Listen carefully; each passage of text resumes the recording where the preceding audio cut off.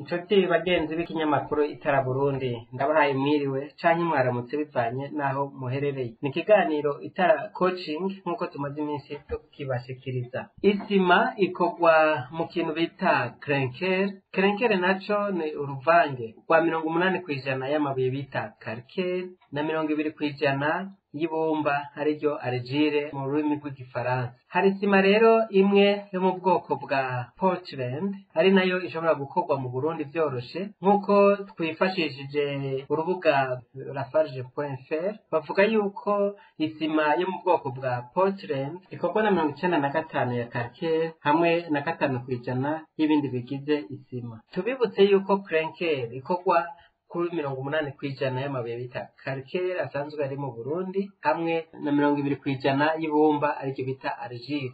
Barabiteka kuri degrees Celsius zirenga 1450. Ivyo babandanye bavuga ko bavanga abagwizatunga bari hamwe bashobora kubigura bakagira isima ikomeye cyane ko ivyo va mu Burundi nivyo byinshi cyane. Muravyumva neza yuko 90% ya clinker byose biba biri mu Burundi.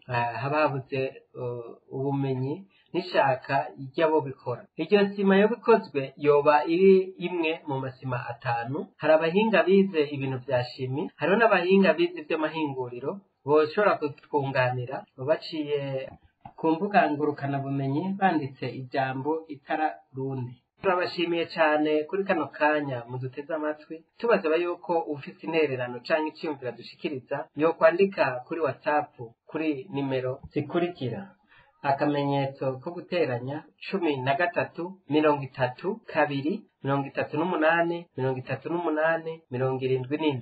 Murakoze, mwari kumwe na Jerome Kazabukeye, umuyobozi w'ikinyamakuru itaraburundi.com.